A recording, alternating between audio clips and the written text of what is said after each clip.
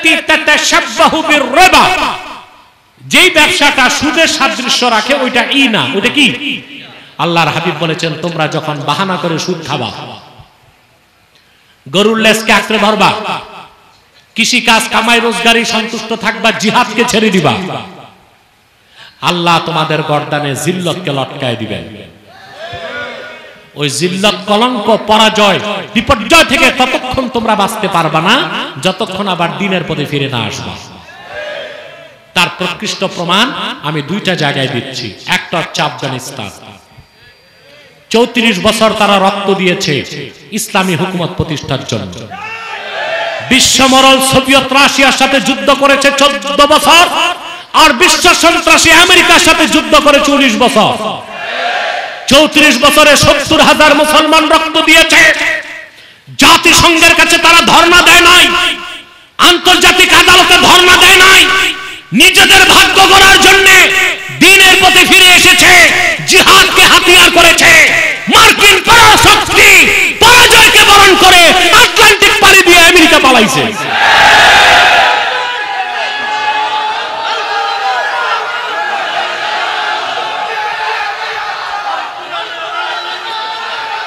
আমার ভাইরা, কাফের মুশরিক মুসলমানদের দুইটা জিনিসকে ভয় পায়, একটা খেলাফত আর একটা জিহাদ ফি সাবিলিল্লাহ। এইটা ওরা কোনোদিন মানতে, এই কথা বললে আমাদেরকে বলবে এক্সট্রিমিস্ট, চরমপন্থী, ফান্ডামেন্টালিস্ট, মৌলবাদী কিংবা টেররিস্ট, সন্ত্রাসী। আমেরিকার মুখে মুসলমান ঝাড়ু মারো, সন্ত্রাসের বিরুদ্ধে কথা বলার অধিকার আমেরিকার নয়। ওরাই পৃথিবীর সবচেয়ে বড় সন্ত্রাসী, ইসরায়েলকে লালন পালন করছে।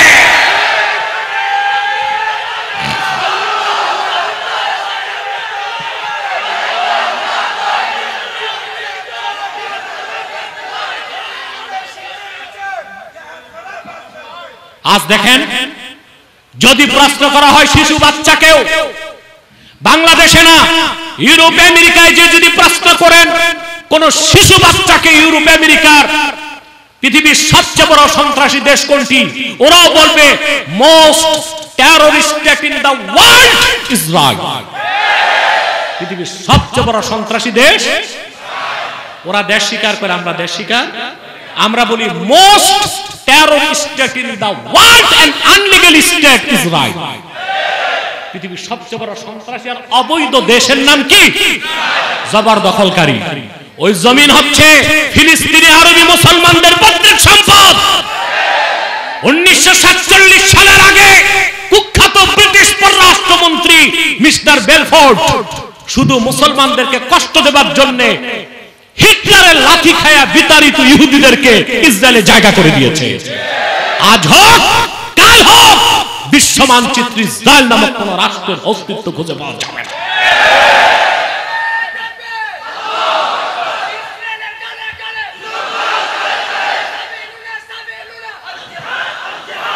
সম্মানিত সুধী, তাহলে আমেরিকার মুখে সন্ত্রাসের বিরুদ্ধে কথা মানায়, কিন্তু আমেরিকা বিচার করে দুনিয়ার। বাংলাদেশে কে ক্ষমতায় যাবে আর যাবে না এটা আমেরিকা সিদ্ধান্ত নেয় তার স্টেট ডিপার্টমেন্টে। তা আমরা স্বাধীন দেশ করে লাভ কি? ওখান থেকে ওরা চোখরাঙ্গায় বাংলাদেশের নেতা নেত্রীরা পেশাব করে দেয়, তো দেশ স্বাধীন করে লাভ কি? কিন্তু আফগানের মুসলমান যাদের মোল্লা বলো, ওরা জাতিসংঘের কাছে সমাধান চায় নাই, জিহাদ ফি সাবিলিল্লাহকে ধারণ করছে। আমেরিকা তলপানিয়া পালায়া শেষ নিঃশ্বাস ত্যাগ করছে। একই চিত্র আমরা দেখতে পাই ফিলিস্তিন। হামাসের মুসলমান 70 বছরে লক্ষ লক্ষ মুসলমানকে হত্যা করেছে ইসরায়েল। রাসায়নিক বোমা মেরে মুসলমানদেরকে হত্যা করেছে, পাখির মতো গুলি করে বাইতুল মুকাদ্দাসে মুসল্লিদেরকে হত্যা করেছে। প্রত্যেক রমজানে মুসলমানের রক্তে মুসলমানের তৃতীয় কিবলা বাইতুল মুকাদ্দাসকে রঞ্জিত করেছে। জাতিসংঘ সমাধান করে দেয় না। ইয়া আইয়ুহাল্লাযীনা আমানুত্তাকুল্লাহা হাক্কা তুকাতিহি ওয়া লা তামুতুন্না ইল্লা ওয়া আনতুম মুসলিমুন। ইমানদারগণ, তোমরা যথাযথ আল্লাহকে ভয় করো আর পরিপূর্ণ মুসলিম না হয়ে মৃত্যুকে আলিঙ্গন করো না। তাহলে আল্লাহ মুসলিম হতে বলেছেন কাফের মুশরিককে না মুমিনকে? আগে ঈমান, তারপরে ইসলাম। সুবহানাল্লাহ। এখন আসেন ঈমান কি, ভালো করে বুঝেন। আমি এখন টাইম কত দেখো? 12:25, মানে 1 ঘন্টা হয়ে গেছে। আমি 11:30টায় শুরু করছি। হ্যাঁ না না, এটা তো কোরআন শরীফের মজা। আল্লাহু আকবার কাবীর। আমি কি করেন আপনি? আমার হাত আছে তো, কথা বুঝেন। আমি 11:30টার পরপর মাইক ধরছি, 55 মিনিট হয়ে গেছে। আমি 1 ঘন্টা কষ্ট দিব বলেছিলাম। এখন যদি বেশি করি আপনারা তো নারাজ হবেন। আর 15 মিনিট, আচ্ছা ঠিক আছে, আধা ঘন্টায় মুনাজাত করার চেষ্টা করব, সর্বাত্মক চেষ্টা ইনশাআল্লাহ।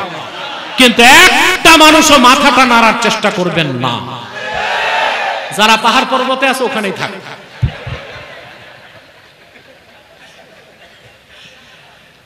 আরে ভাই, সমস্যা তো বহুত রকম। ওখানে এমন কিছু লোক আছে জিন্সের প্যান্ট লাগে, এটা সুপারি গাছের মতো চিকন। আমার বুঝে আসে না, এটা কি সেলাই করে পা দেয় না পা দিয়ে সেলাই করে? এখন আমি বলবো বসো, বসলেই তো বিপদ, চিচেন ফাঁক তো দাঁড়াই। কি বলেন আপনারা? সম্মানিত সুধী, খুব ভালো করে মনোযোগ দেন। মুমিনকে আল্লাহ বলেছেন মুসলিম হও। প্রায় 1টা ঘন্টা হয়ে গেল মাত্র। আমি যদি ঈমানের সংজ্ঞা দিতে যাই, ফজর হবে, সংজ্ঞা শেষ করা যাবে। কিন্তু একজন মহান ব্যক্তির সংজ্ঞা আমার কাছে আছে, ওই সংজ্ঞার পর আর সংজ্ঞাও লাগবে না। তিনি ইমাম আজম আবু হানিফা রাহমাতুল্লাহ। আমার দেশের কিছু ভাই আছে, ওনারা খুব বেশি জ্ঞানী, মাযহাব মানা লাগে না ওনাদের। মাযহাব লাগে না বলে আহলে হাদিস, আসলে তো আহলে হাদিস না, লা মাযহাবী। এরা প্রায় প্রায় আবু হানিফার ভুল ধরে। বেটা, কে আবু হানিফা জানো? 80 হিজরিতে তার জন্ম। 4 জন সাহাবী সাক্ষাৎ লাভ করছেন। 1200 তাবিঈনের কাছে যে ফিকহ হাদিস শিখছেন, তার নাম আবু হানিফা। বুখারীর উস্তাদের উস্তাদের উস্তাদ। আর তুমি কিনা আন্ডা ব্যাপারী আবু হানিফার ভুল ধরো। এগুলো চলবে না বাংলাদেশে। এই 20 টাকা 8 টাকা নিয়ে ডিবেটও হচ্ছে। এমন মানুষের সাথে ডিবেটে গেছে, এমন মানুষ দুটোকেই পাগল বলতে হবে। ডিবেট তো যেই সেই লোক করবে না। এখানে তুমি কার সাথে ডিবেটে যাচ্ছ, সে আলেম কিনা এটা তো দেখতে হবে। যে আলেম না, জালেম, ওর সাথে বসবে আরেক জালেম, আর আলেমের সাথে বসবে আলেম। এগুলোর মাধ্যমে বরং হানাফি মাযহাবকে আরো প্রশ্নবিদ্ধ করা হয়। আর ওই দূরের কোন জাহেল মানুষ, তার সাথে অনলাইন ডিবেটের প্রয়োজন আমি অনুভব করি না, কারণ তাদের ঠাকুরগুলো তো সব বাংলাদেশে। এগুলোই তো অফলাইন ডিবেটে বসানো যায়, ঠিক কি না? অফলাইন ডিবেটে বসাইলে ঠাকুরগুলো হারলে, গাছের গোড়া কেটে দিলে ঠালপালার তার অস্তিত্বই থাকে না। আজ তো আলহামদুলিল্লাহ আমার কাছে বুদ্ধিজীবীদের দাদারা হারছে, কিন্তু প্রায় খোঁচাখুচি করে, আমি বসবো। আমি বলছি ওরে কেউ চিনে না, আমি বসলেই তো ওরে চিনবে, ওই তো এটাই চাই, ঠিক কিনা? আমি যার তার সাথে ডিবেটে যাই না। যখন থেকে কাফের মুশরিক বেঈমান নাস্তিকদের ঠাকুর, ওইটারে ধরি আমি। কারণ ধরতে তো আবার ছাই দিয়া ধরি, যেন না পিছলায় যায়, বুঝলেন? এগুলো আমাদের আলেমদেরও খেয়াল রাখতে হবে, বা কম বয়সের যারা ওয়াইজ বক্তা তাদেরও খেয়াল রাখতে হবে। যার তার সাথে ডিবেটে যাওয়ার কোনো প্রয়োজন, এতে তারা সুযোগ পায়। কি পায়? সুযোগ পায়। লামাযহাবীদের এমন একটা প্রশ্ন নাই যার জবাব হানাফি মাযহাবে নাই, সব আছে। লামাযহাবী এগুলো তো কিচ্ছু না। এদের যে উস্তাদ বড় ঠাকুর ছিল ইবনে তাইমিয়া, সে আহলুস সুন্নাহ ওয়াল জামাতের ইমামদের কাছে শোচনীয়ভাবে পরাজিত হয়েছিল। দামেস্ক থেকে পালায় মিশর চলে গেছিল, ক্ষমা চেয়ে আবার দামেস্কে আসছে। দামেস্কের জামে মসজিদের বারান্দায় তাকে কতল করা হয়েছে। অতএব যে কথাটা বলছিলাম, ইমামে আজম আবু হানিফা যেন তেন মানুষ না, 80 হিজরিতে তার জন্ম। ইমাম যাহাবী তাজকিরাতুল হুফাজে ইমাম আবু হানিফার আলোচনা এনেছেন। 80 হিজরিতে তার জন্ম। 4 জন সাহাবী সাক্ষাৎ লাভ করছেন, 1200 তাবিঈনের কাছে বসার সুযোগ পেয়েছে। তার নাম আবু হানিফা। সুবহানাল্লাহ। ইমানের একটা সংজ্ঞা দিয়েছেন ইমামে আজম আবু হানিফা রাহমাতুল্লাহ, বলেন আল ঈমানু হুয়া মুজাররাদু তাসদীকি রাসূলিল্লাহ সাল্লাল্লাহু আলাইহি ওয়াসাল্লাম, শুধুমাত্র আল্লাহর আখির নবী, আল্লাহর রাসূল, আল্লাহর হাবিব মুহাম্মদ সাল্লাল্লাহু আলাইহি সাল্লামের রিসালাতকে বিশ্বাস করার নাম হলো ঈমান। সুবহানাল্লাহ। তো এখন প্রশ্ন আসে না, রাসূলুল্লাহর রিসালাতকে মানলেই যদি ঈমান চলে আসে তো তাওহীদ কই? কথা বলেন। আখিরাত কই? তাকদীর কই? আল্লাহর উলুহিয়তের বিশ্বাস, আল্লাহর রুবুবিয়তের বিশ্বাস, প্রশ্নগুলো আসে। ইমাম আজম ব্যাখ্যা করে দিয়েছেন বিমা জাআ বিহি মুহাম্মাদুন সাল্লাল্লাহু আলাইহি ওয়াসাল্লাম উলিমা যারুরাতান, আল্লাহর আখির নবী মুহাম্মদ সাল্লাল্লাহু আলাইহি ওয়াসাল্লাম ১৫০০ বছর আগে আল্লাহর পক্ষ থেকে যা কিছু এনেছেন, শক্তি দিয়া আরো জোরে, যা কিছু বলেছেন হাদিস, যা কিছু নীতি নির্ধারণ করেছেন সুন্নাহ, সেই কোরআন, সেই হাদিস, সেই সুন্নাহ চোখ বন্ধ করে অক্ষরে অক্ষরে বিশ্বাস করার নাম হলো ঈমান। সুবহানাল্লাহ। যে কোরআন মানলো সে তাওহীদ মানলো। কথা বলেন। আখিরাত মানলো। শুধু মুহাম্মদ সাল্লাল্লাহু আলাইহি ওয়াসাল্লামের রিসালাতকে বিশ্বাস করলেই আল্লাহ ঈমান ও ঈমানের ৭৭টা শাখা বান্দার হৃদয়ে গেঁথে দেন। বলেন সুবহানাল্লাহ। এটা ঈমান। এটা কি? এই ক্ষেত্রে কোনো ছাড় আল্লাহ মেনে নিবেন? তাহলে কোরআন, হাদিস, সুন্নাহকে বিশ্বাস করার নাম কি? ঈমান। এখন আমার দেশে একটা নতুন ফিতনা বের হইছে, আহলে কোরআন একদল বের হইছে। এতদিন তো শুনতেন মাযহাব মানে না, আহলে হাদিস। এরা আবার আরো গোমরা হইছে। এরা এখন বলতেছে হাদিসও দরকার নেই, আমরা শুধু কোরআন মানি। আহলে কোরআন, এটা কি আহলে কোরআন না আহলে শয়তান? হাদিস অস্বীকারী মুসলমান থাকতে পারে না। বাংলাদেশে আহলে কোরআন দাবিদারের ঠাকুর, যেটা এশিয়ান বিশ্ববিদ্যালয়ের প্রফেসর, এটার আমি ধরছিলাম গত বছর। এটা তো দেখার কথা, আপনার দেখছেন? পালাইছে। আসার আগে স্ট্যাটাস দিছে আব্বাসীকে ধরতে যাচ্ছি।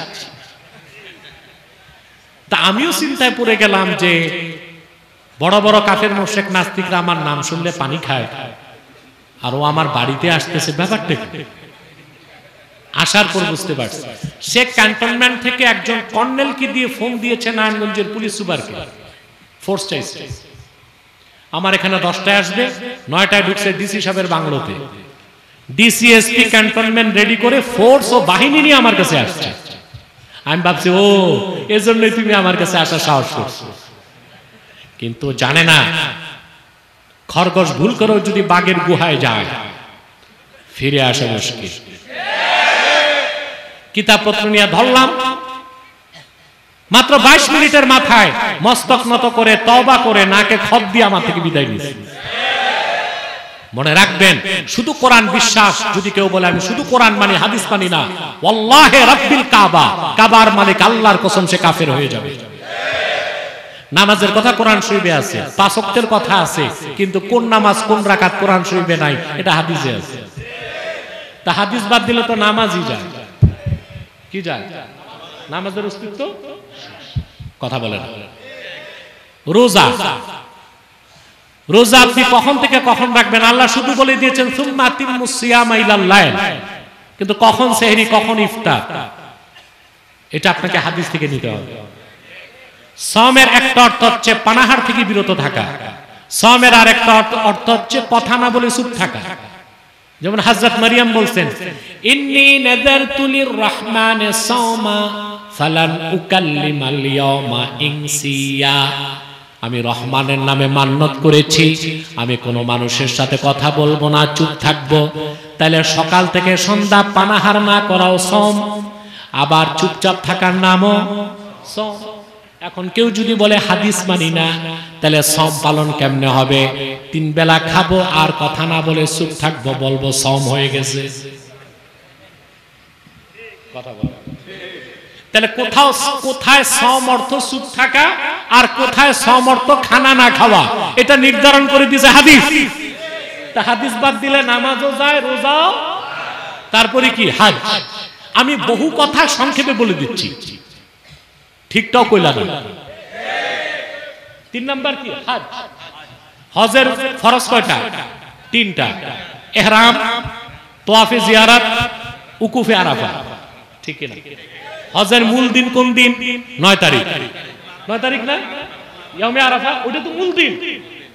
আল্লাহ বলেছেন ওয়ালিল্লাহি আলান নাসি হিজ্জুল বাইতি মান ইসতাতা ইলাইহি সাবিলা, মানুষদের মধ্যে যারা ধনী কাবা পর্যন্ত পৌঁছতে সক্ষম তাদের জন্য বাইতুল্লাহর হজকে ফরজ করা হয়েছে।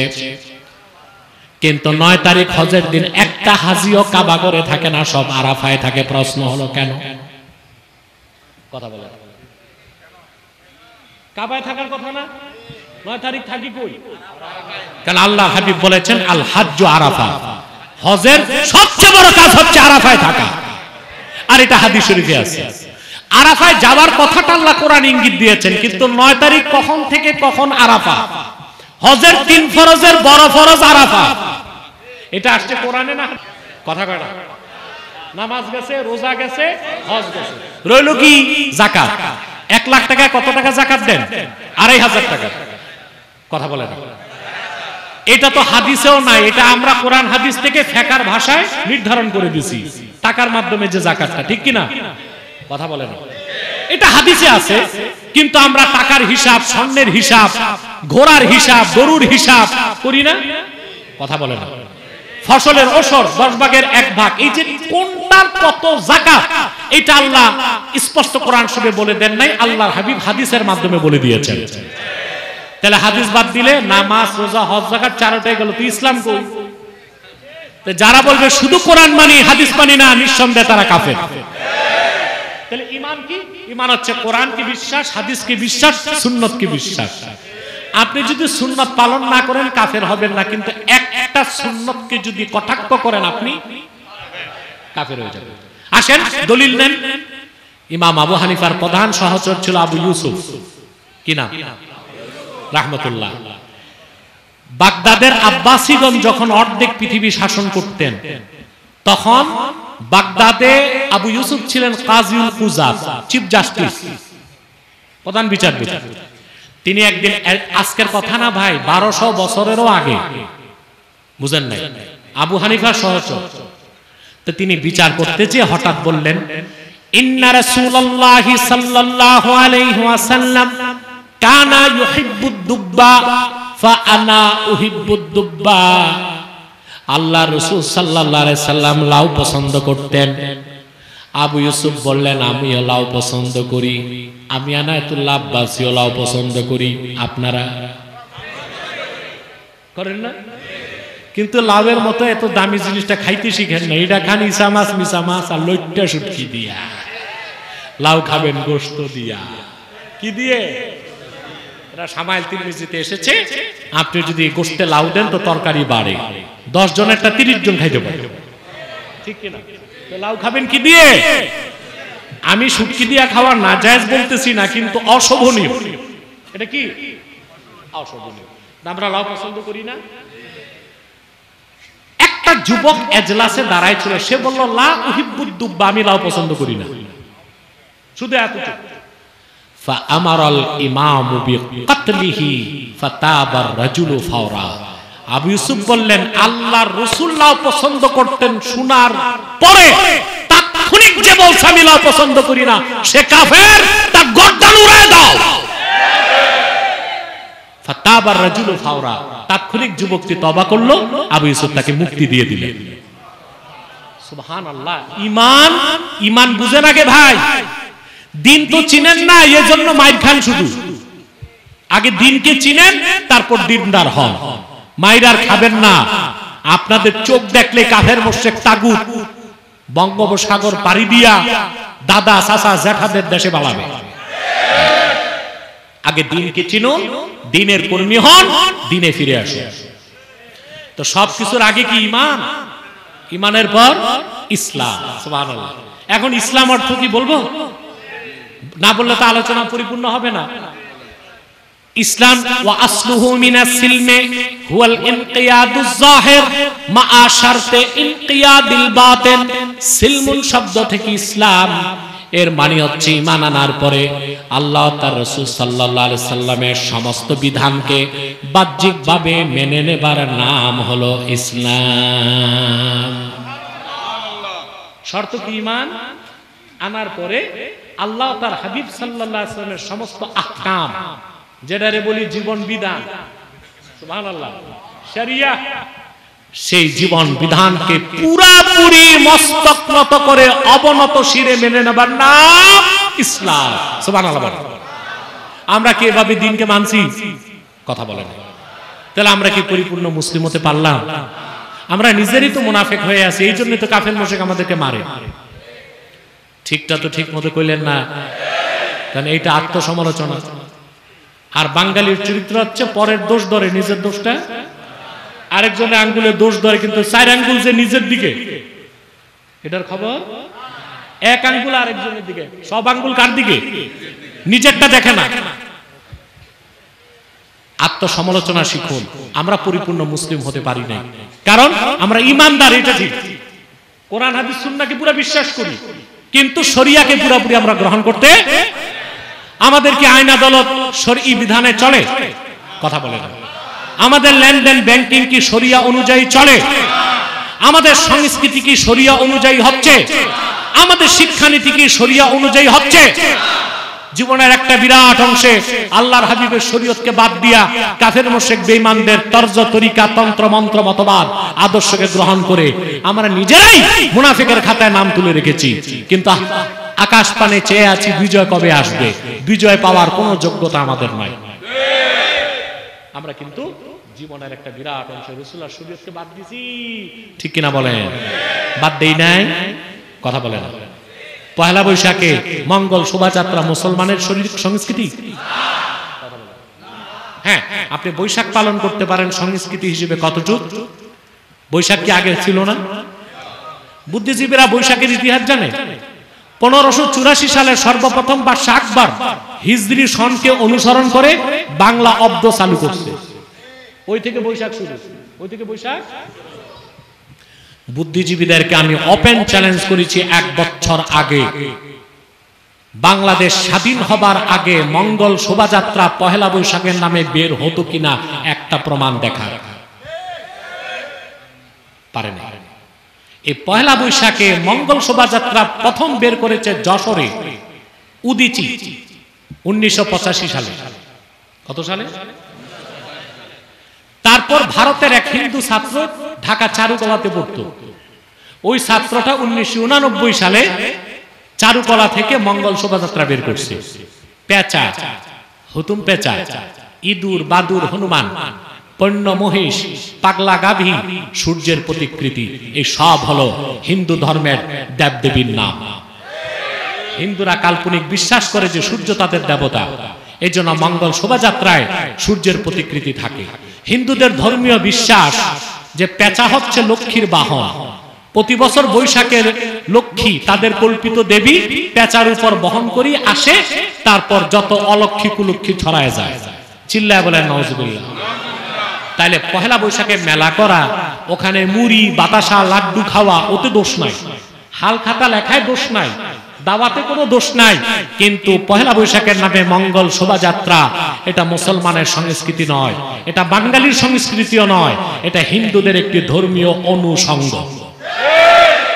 আপনারা তো দিন থেকে দূরে সরে গেছেন। কারা পালন করতেছে? আরে ভাই, বাসন্তী কালারের শাড়ি পরে আর ছেলেরা বৈষ্ণবদের মতো গেরুয়া রঙের পোশাক লাগায়, হাতে শাক, মাথায় তিলক, উলুধ্বনি দিয়া শোভা যাত্রা যারা করছে মঙ্গল শোভাযাত্রা, ওগুলো তো মুসলমানেরই সন্তান। কথা বলে না। শিক্ষানীতি, সংস্কৃতি, রাজনীতি, আইন আদালত জীবনের বিরাট অংশে আপনি আল্লাহর হাবিবের শরীয়তকে বাদ দিয়েছেন। সেজন্য আল্লাহর পক্ষ থেকে ইজ্জত আসে নাই, জিল্লাত বাঙালি মুসলমানের গলার কলঙ্কিত মালা হয়েছে। এটা ছাড়তে হবে। এটা এমন একটা ব্যবসা, বাহানা করে সুদ খাওয়া। কি করে সুদ খাওয়া? একটা হচ্ছে সরাসরি সুদ খাওয়া, আর একটা হচ্ছে কি, দেশে কিছু মৌলবী মুন্সি আছে, টাকা ধার চাইলে বলে আমি তো মাওলানা মানুষ, সুদ তো খাইতে পারি না, নেন 1 লাখ নিয়ে যান, 1 বছর পর ফেরত দিয়েন। মাসে একটা চাইলের বস্তা দিয়ে কি 1 বছর পর 1 লাখ ফেরত নিয়েছে, 12 বস্তা চাইল নিয়েছে, এটাই সুদ। এটাই কি সুদ? এটা হচ্ছে এই না, এটা কি এই না।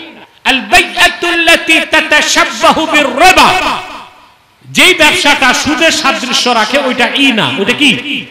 আল্লাহর হাবিব বলেছেন তোমরা যখন বাহানা করে সুদ খাবা, গরুর লেজকে আঁকড়ে ধরবা, কৃষি কাজ কামাই রোজগারি সন্তুষ্ট থাকবা, জিহাদকে ছেড়ে দিবা, আল্লাহ তোমাদের গর্দানে জিল্লতকে লটকায় দিবেন। ওই জিল্লত, কলঙ্ক, পরাজয়, বিপর্যয় থেকে ততক্ষণ তোমরা বাঁচতে পারবা না যতক্ষণ আবার দিনের পথে ফিরে না আসবা। তার প্রকৃষ্ট প্রমাণ আমি 2টা জায়গায় দিচ্ছি। একটা হচ্ছে আফগানিস্তান। 34 বছর তারা রক্ত দিয়েছে ইসলামী হুকুমত প্রতিষ্ঠার জন্য। বিশ্বমরল সোভিয়েত রাশিয়ার সাথে যুদ্ধ করেছে 14 বছর, আর বিশ্ব সন্ত্রাসী আমেরিকার সাথে যুদ্ধ করেছে 19 বছর। 34 বছরে 70,000 মুসলমান রক্ত দিয়েছে। জাতিসংঘের কাছে তারা ধর্ণা দেয় নাই, আন্তর্জাতিক আদালতে ধর্ণা দেয় নাই, নিজেদের ভাগ্য গড়ার জন্য দ্বীনের পথে ফিরে এসেছে, জিহাদকে হাতিয়ার করেছে। মার্কিন পরাশক্তি পরাজয়কে বরণ করে আটলান্টিক পাড়ি দিয়ে আমেরিকা পালাইছে।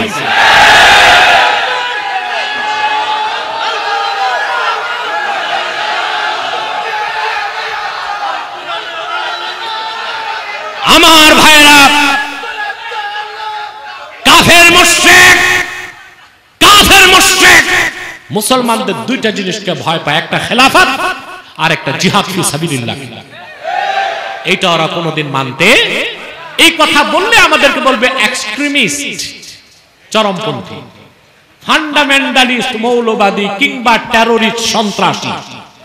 আমেরিকার মুখে মুসলমান ঝাড়ু মারো, সন্ত্রাসের বিরুদ্ধে কথা বলার অধিকার আমেরিকার নয়। ওরাই পৃথিবীর সবচেয়ে বড় সন্ত্রাসী, ইসরায়েলকে লালন পালন করছে।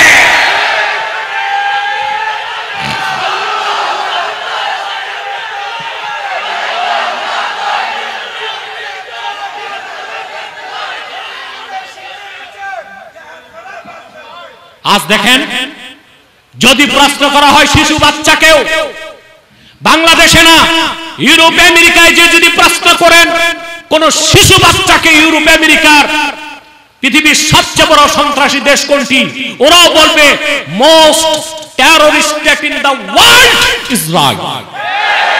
পৃথিবীর সবচেয়ে বড় সন্ত্রাসী দেশ, ওরা দেশ স্বীকার করে, আমরা দেশ স্বীকার, আমরা বলি most terrorist state in the world and unlegal state Israel. পৃথিবীর সবচেয়ে বড় সন্ত্রাসী আর অবৈধ দেশের নাম কি? জবরদখলকারী। ওই জমিন হচ্ছে ফিলিস্তিনি আরবি মুসলমানদের পৈতৃক সম্পদ। 1947 সালের আগে কুখ্যাত ব্রিটিশ পররাষ্ট্রমন্ত্রী মিস্টার বেলফোর্ড শুধু মুসলমানদেরকে কষ্ট দেবার জন্য হিটলারের লাঠি খায়া বিতাড়িত ইহুদিদেরকে ইসরায়েলে জায়গা করে দিয়েছে। আজ হোক কাল হোক বিশ্ব মানচিত্রে ইসরায়েল নামক কোন রাষ্ট্রের অস্তিত্ব খুঁজে পাওয়া যাবে না।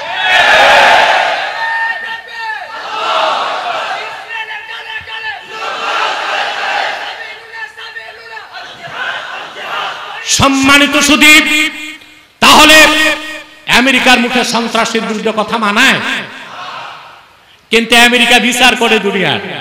বাংলাদেশে কে ক্ষমতায় যাবে আর যাবে না এটা আমেরিকা সিদ্ধান্ত নেয় তার স্টেট ডিপার্টমেন্টে। তা আমরা স্বাধীন দেশ করে লাভ কি? ওখান থেকে ওরা চৌকরাঙ্গায় বাংলাদেশের নেতা নেত্রীরা পেশাব করে দেয়, তো দেশ স্বাধীন করে লাভ কি? কিন্তু আফগানের মুসলমান যাদের মোল্লা বলো, ওরা জাতিসংঘের কাছে সমাধান চায় নাই, জিহাদ ফি সাবিলিল্লাহকে ধারণ করছে। আমেরিকা তলপা নিয়ে পালায়া শেষ নিঃশ্বাস ত্যাগ করছে। একই চিত্র আমরা দেখতে পাই ফিলিস্তিন। হামাসের মুসলমান 70 বছরে লক্ষ লক্ষ মুসলমানকে হত্যা করেছে ইসরায়েল। রাসায়নিক বোমা মেরে মুসলমানদেরকে হত্যা করেছে, পাখির মতো গুলি করে বাইতুল মুকাদ্দাসে মুসল্লিদেরকে হত্যা করেছে। প্রত্যেক রমজানে মুসলমানের রক্তে মুসলমানের তৃতীয় কিবলা বাইতুল মুকাদ্দাসকে রঞ্জিত করেছে। জাতিসংঘ সমাধান করে দেয় না, স্টেট ডিপার্টমেন্ট সমাধান করে দেয় না। কিন্তু গত 7 অক্টোবর হামাস জিহাদের পথকে বেছে নিয়েছে। একদিনে ইসরায়েলের 70 বছরের 20 দাঁতকে ভেঙে দিয়েছে। চিল্লা এখন আল্লাহু আকবার। তাহলে আমাদেরকে দিনের পথে ফিরতে হবে, জিহাদকে ধরতে হবে। তো দিনে ফিরতে হলে দিন চিনতে হবে না? কয়টা জিনিসের সমষ্টির নাম দিন? প্রথম হচ্ছে ঈমান, তারপরে ইসলাম, 3 নাম্বার হচ্ছে ইহসান। এই ইহসান হচ্ছে ইখলাস, অর্থাৎ সবকিছু করবেন কার জন্য? কোন ওয়াজ করবে আল্লাহর সন্তুষ্টির জন্য, রাজনীতিবিদ রাজনীতি করবে আল্লাহর সন্তুষ্টির জন্য, নেতা জনসেবা করবে আল্লাহর সন্তুষ্টির জন্য। ঠিক কিনা বল? কুল ইন্না সালাতি ওয়া নুসুকি ওয়া মাহইয়ায়া ওয়া মামাতি লিল্লাহি রাব্বিল আলামিন। বলুন প্রিয় হাবিব মুহাম্মদ সাল্লাল্লাহু আলাইহি ওয়াসাল্লাম, নিশ্চয় আমার নামাজ, আমার কুরবানি, আমার জীবন, আমার মৃত্যু সব আল্লাহ রাব্বুল আলামিনের জন্য। সব ইবাদত হবে কার জন্য? এর নাম ইখলাস, এর অপর নাম ইহসান। এই তিনে মিলে দিন ইসলাম। সুবহানাল্লাহ বলেন। এই দিনকে আল্লাহ পরিপূর্ণ করে দিলেন ১৫০০ বছর আগে। মুহাম্মদ সাল্লাল্লাহু আলাইহি ওয়াসাল্লামের রক্ত জরা দিনকে আল্লাহ ১৫০০ বছর আগে পরিপূর্ণ করেই ছেড়ে দেন নাই, বরং এই দিনকে একমাত্র স্বীকৃতি দিয়ে আল্লাহ সব দিনগুলোকে রহিত করে দিয়েছে। দিনগুলোকে কি করছেন? বসেন আর 10 মিনিট যাবেন। কি বলে? হাঁটু ধরে গেছে। আমি বুঝতেছি যারা একটু হেলদি তাদেরকে একটু চেয়ারে বসালেও ভালো, আমার মনে হয়। সম্মানিত সুধী, এই তো অনেক রাত হয়ে গেছে, এবার আমি সাবস্টেন্সটা বলে দিচ্ছি। তাহলে কথা বুঝতেছেন তো? আল্লাহ শুধু দিনকে পরিপূর্ণ করে ছেড়ে দিয়েছেন না একমাত্র ইসলামকে স্বীকৃতি দিয়েছেন? এর মানে আল্লাহ পর্যন্ত পৌঁছার জন্য, মুক্তির জন্য ইসলামের বাইরে আর কোন দিন, ধর্ম, তন্ত্র মন্ত্র খোঁজা যাবে? বাংলাদেশে এখন একটা নতুন ফেরকা বের হয়েছে, ইন্টারফেথ, আন্তধর্মীয় মতবাদ। দেখা যায় এক অনুষ্ঠানে একজন আলেম, একজন ঠাকুর, একজন পাদ্রী, একজন পুরোহিত বসে মানুষকে বলতেছে আমরা সাম্প্রদায়িক সম্প্রীতিতে বিশ্বাসী। নাউজুবিল্লাহ। ইন্টারফেথ হচ্ছে খ্রিস্টানদের একটা গোপন মিশন, মানুষকে দিন থেকে সরাবার একটা অপকৌশল। এটার পক্ষে আবার কাজ করতেছে মুভ ফাউন্ডেশন। কে? এটা খ্রিস্টানদের একটা সংস্থা, মুভ ফাউন্ডেশন। তারা বলে ইসলাম ইজ দ্য বেস্ট, ইসলাম শ্রেষ্ঠ, তবে অন্য ধর্ম থেকেও কিছু নেওয়া যেতে পারে। কথা বলা যাবে কেন? ওয়ারাদিতু লাকুমুল ইসলামা দীন, ইন্নাদ দীনা ইনদাল্লাহিল ইসলাম। অন্য ধর্ম থেকে কিছু নেওয়া যাবে। এখন তর্কের খাতিরে আপনি বলতে পারেন কেন? ইসলাম পরিপূর্ণ, ইসলাম সর্বশ্রেষ্ঠ, ইসলাম চূড়ান্ত, ইসলাম শেষ, সন্দেহ নাই। তবে ঈসা নবী, মুসা নবীও তো দ্বীনের কাজ করে গেছেন, তার ধর্ম থেকে ভালো কিছু নেওয়া যাবে না? কথা বলে। আরে ভাই প্রশ্ন, এই বসো তোমরা, পিছনের লোক দেখে না তোমাদেরকে, বসো। প্রশ্ন আসতে পারে? আবার বলছি, এই কথাটা বলে আমি সমাপ্তি চলে যাচ্ছি। ইসলাম ইজ দ্য বেস্ট, হ্যাঁ, ইসলাম সর্বশ্রেষ্ঠ, ইসলাম চূড়ান্ত, ইসলাম শেষ, ইসলাম পরিপূর্ণ, তা মানলাম। কিন্তু মুসা নবী, ঈসা নবী তো ধর্ম আনছিলেন। কথা বলে, ওই ধর্মগুলো তো আল্লাহর কাছ থেকে এসেছিল। কথা বলে। পশ্চিমাদের কাছে সেমেটিক ধর্ম তিনটা। কয়টা? Semitic religions. সেমেটিক কেন বলে জানেন? সামা অর্থ আসমান, সামা থেকে সেমেটিক, সামাউই থেকে সেমেটিক, অর্থাৎ যে ধর্মগুলো আকাশ থেকে এসেছে মানে আল্লাহর কাছ থেকে, ওগুলোকে পশ্চিমারা কি বলে? সেমেটিক। এখন বলতে পারেন আপনি ইসলাম পরিপূর্ণ, ইসলাম সর্বশ্রেষ্ঠ, ইসলাম শেষ, ইসলাম চূড়ান্ত, মানলাম। তা আগে যে দুইটা ধর্ম ইহুদি আর খ্রিস্টান, ওই তো সেমেটিক। কথা বলে না। ওখান থেকে কিছু ভালো নিলে সমস্যা কি? সমস্যা আছে? কথা বলে। ওষুধ যত দামি হোক, ডেট ফেল ওষুধ খেলে রোগী মরে না বাঁচে। ওষুধ খুব দামি, কিন্তু ডেট এক্সপায়ার্ড, মেয়াদ উত্তীর্ণ হয়ে গেছে। ওই ওষুধ খাইলে রোগী মরবে, বাঁচবে না, তাড়াতাড়ি মরবে। মুসা নবী দ্বীনের কাজ করেছেন, ঈসা আসার পরে তার দ্বীন, তার শরীয়ত তার রিজেক্টেড হয়ে গেছে। আবার ১৫০০ বছর আগে আখিরি নবী মুহাম্মদ সাল্লাল্লাহু আলাইহি সাল্লামের মাধ্যমে দ্বীনকে আল্লাহ পরিপূর্ণ করে ঈসার দ্বীনকে আল্লাহ, ঈসার শরীয়তকে রিজেক্ট করে দিয়েছেন। এখন শুধু ইসলাম, একমাত্র ইসলাম, কেবলমাত্র ইসলাম। পূর্বের কোন ধর্ম থেকে ভালো কিছু থাকলেও খোঁজা যাবে না, খুঁজলেও নেওয়া যাবে না। কারণ আল্লাহ চূড়ান্ত সিদ্ধান্ত দিয়ে দিয়েছেন, ওয়ারাদিতু লাকুমুল ইসলামা দীনা, আই আখতারতু লাকুমুল ইসলামা দীনান ফাকাত। আমি শুধুমাত্র আমার হাবিব মুহাম্মদ সাল্লাল্লাহু আলাইহি সাল্লামের রক্ত ঝরা দ্বীন ইসলামকেই স্বীকৃতি দিলাম। আল্লাহ তার হাবিব আখিরি নবী মুহাম্মদ সাল্লাল্লাহু আলাইহি সাল্লামের আনিত দ্বীন ইসলামকে ১৫০০ বছর আগে পরিপূর্ণ করে দিয়েছেন, নিয়ামতকে ১৫০০ বছর আগে পরিসমাপ্ত করে দিয়েছেন, এবং শুধু দ্বীন ইসলামকে স্বীকৃতি দিয়েছেন। আমাদের সেই দিন বুঝতে হবে, দিন জানতে হবে, দিনের কর্মী হতে হবে, জিহাদের পথকে বেছে নিতে হবে। বিজয় আমাদের পদচুম্বন করবে ইনশাআল্লাহ। আল্লাহ কবুল করুক, মঞ্জুর করুক, বলুন আল্লাহুম্মা আমিন। অনেক রাত হয়ে গেছে, আমি মুনাজাত করব এখন। এই কোথায় যাচ্ছেন আপনারা? ওনার আউলিয়া কেরাম, ওনাদের দোয়া লাগে না? আমরা দোয়া করে বিদায় নিব। আসলে একটু সালাত ও সালাম পরে দোয়া করি মহব্বতে। সাল্লাল্লাহু ইয়া নবী সাল্লাল্লাহু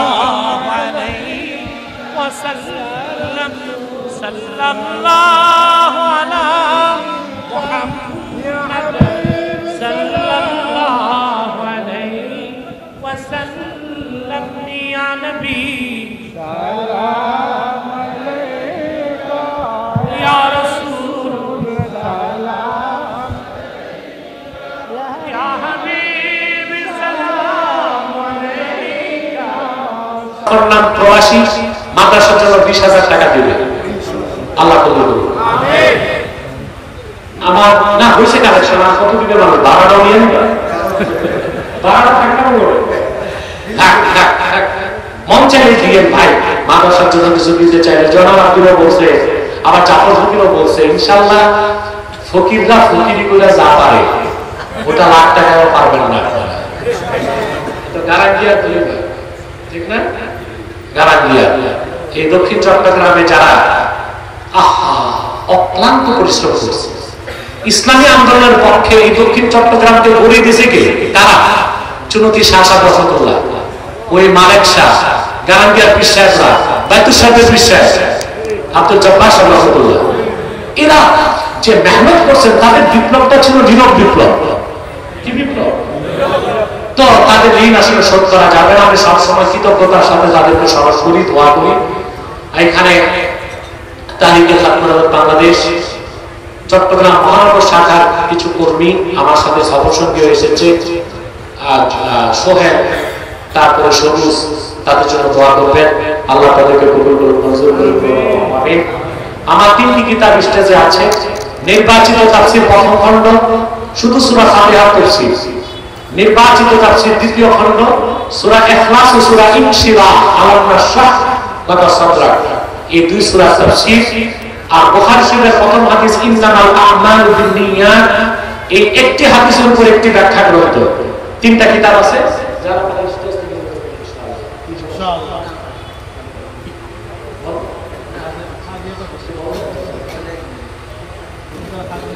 এটা জেনে জেনে আল্লাহ তাগফির লানা ওয়া তারহামনা লানাকুনান্না মিনাল খাসিরিন। আল্লাহ তাআলা 2 দিন ব্যাপী বরকতপূর্ণ মাহফিলের আজকে সমাপনী দিবসের রাতে তোমার নেককার অসংখ্য বান্দা ইমানদার পর্দার আড়ালের মা বোন নিয়ে হাত তুলেছি আল্লাহ। এতগুলো মানুষের মধ্যে যার দুটো হাত তোমার ভালো লাগে আল্লাহ, তার দুটো হাতের বিনিময়ে আমাদের জিন্দেগির সব গুনাহ খাতা তুমি মাফ করে দাও। আল্লাহ তাআলা রব্বুল আলামিন, হৃদয়ের গভীর থেকে দোয়া করি আল্লাহ, তোমার আখিরি নবী নূর নবীজি আমার মুহাম্মদ সাল্লাল্লাহু আলাইহি ওয়াসাল্লাম আজ থেকে ১৫০০ বছর আগে দুনিয়া থেকে বিদায় নিয়েছেন। হায়াতুন নবী হিসেবে জান্নাতুল ফেরদাউস রওজা মুবারকে বিশ্রাম নিয়েছেন। আল্লাহ তাআলা জীবনে একবার তোমার আখিরি নবী নূর নবীজি আমার মুহাম্মদ সাল্লাল্লাহু আলাইহি ওয়াসাল্লামের জান্নাতুল ফেরদাউস রওজা মুবারকে উপস্থিত হয়ে গো আল্লাহ, তোমার হাবিবের নূরের কদমে দরুদ ও সালামের হাদিয়া দেবার আগে আল্লাহ তুমি ডাক দিও না। আল্লাহ তাআলা একবার বা একাধিকবার যারা সোনার মদিনায় নূরের মদিনায় যেতে পেরেছি আল্লাহ, জীবনে বারবার তোমার আখিরি নবী নূর নবীজি আমার মুহাম্মদ সাল্লাল্লাহু আলাইহি ওয়াসাল্লামের নূরের শহর মদিনাতুল মুনাওয়ারা জিয়ারতের জন্য তাদের কপালটা খুলে দাও রব্বুল আলামিন। হৃদয়ের গভীর থেকে দোয়া করি আল্লাহ, তোমার আখিরি নবী নূর নবীজি আমার মুহাম্মদ সাল্লাল্লাহু আলাইহি ওয়াসাল্লামের নূরের চেহারা মুবারক স্বপ্নে একবার দেখে গো আল্লাহ, জান্নাত ওয়াজিব হবার আগে তুমি ডাক দিও না। একবার বা একাধিকবার যেন তোমার আখিরি নবী নূর নবীজি আমার মুহাম্মদ সাল্লাল্লাহু আলাইহি ওয়াসাল্লামের নূরের চেহারা মুবারক স্বপ্নে দেখার সৌভাগ্য লাভ করেছে আল্লাহ, জীবনে বারবার দেখার জন্য তাদের কপালটা তুমি জান্নাতি কপাল বানায় দাও। আল্লাহ আমাদের অনেকের বাবা নাই, অনেকের মা নাই, অনেকের বাবা মা একজন নাই। যত মানুষের বাবা মা দুনিয়ার থেকে বিদায় নিয়ে অন্ধকার কবরে চলে গেছে আল্লাহ, সকল মুসলমান বাবা মার কবরকে আল্লাহ তুমি জান্নাতের বাগান বানায় দাও রব্বুল আলামিন। আল্লাহ তাআলা এই মাহফিলের জন্য যারা ধন দিয়েছে, মন দিয়ে খেটেছে, নৈতিক সমর্থন জ্ঞাপন করেছে, আইনি সহায়তা দিয়েছে, আল্লাহ তাদের সকলের ধন মনকে কবুল করে এই মাহফিলটা তুমি নাজাতের জরিয়া বানায় না। পর্দার আড়ালের মা বোন যারা দুটো হাত তুলে বসে আছে মাবুদ, তাদের মনে কত দুঃখ আছে, কষ্ট আছে, মনের দুঃখ কষ্টগুলো দূর করে তাদের প্রত্যেককে এক একটি সোনার সংসার তুমি হাদিয়া করে দাও আল্লাহ। এই মাদ্রাসাকে কবুল করো, এই হামিম মাদ্রাসাকে তুমি কবুল করো আল্লাহ। আলিফ লাম মিম এই মাদ্রাসাকে তুমি কবুল করো।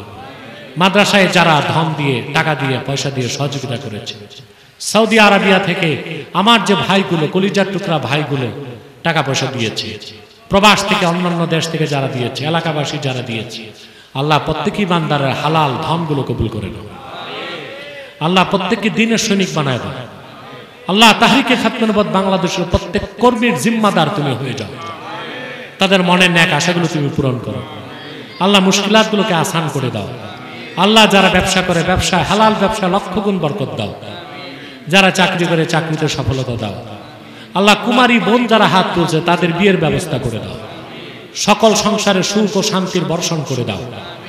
ভাইরা আমার, 1 মিনিট সময় ছেড়ে দিলাম, চক্ষুটা বন্ধ করুন, দিলটা নরম করুন, মাথাটা নত করুন। আল্লাহর আখিরি নবী নূর নবীজি আমার মুহাম্মদ সাল্লাল্লাহু আলাইহি ওয়াসাল্লামের ওসিলা ধরে আল্লাহর কাছে চান, যা চাইবেন তাই কবুল হয়ে যাবে। যদি পারো রে ভাইরা, সারা জীবনের গুনার কথা মনে করে মুনাজাতে 2 ফোঁটা পানি ছেড়ে আমার আল্লাহর কাছে আত্মসমর্পণ করে তওবা করে না।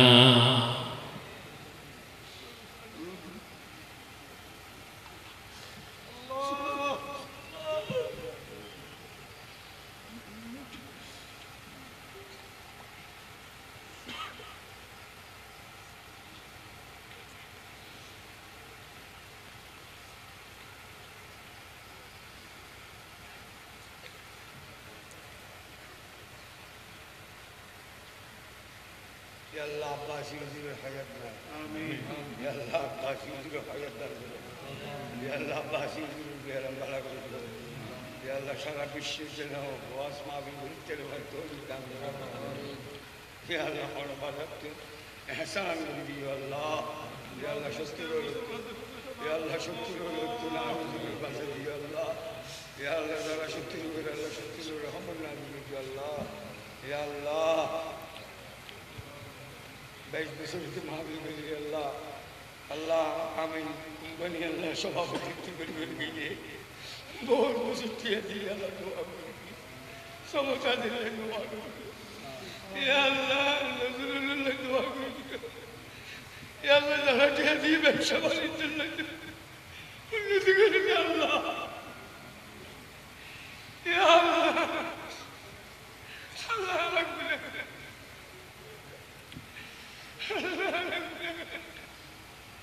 আল্লাহ হুজুর রসুলে আলাল কুলে মাফ করে দে ইয়া আল্লাহ হুজুর রসুলে আলাল কুলে মাফ কর মদিনা ওয়ালা রসুলে আলাল কুলে মাফ করে দে আল্লাহ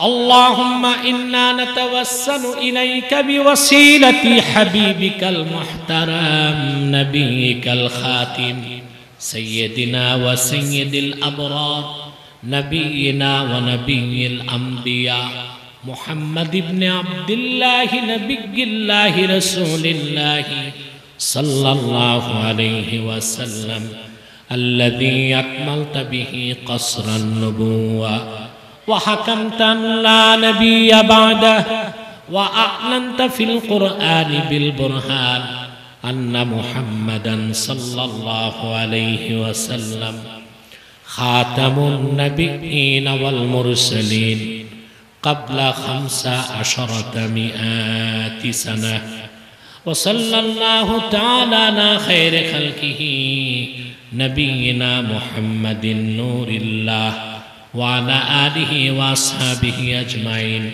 برحمتك يا أرحم الراحمين السلام عليكم ورحمة الله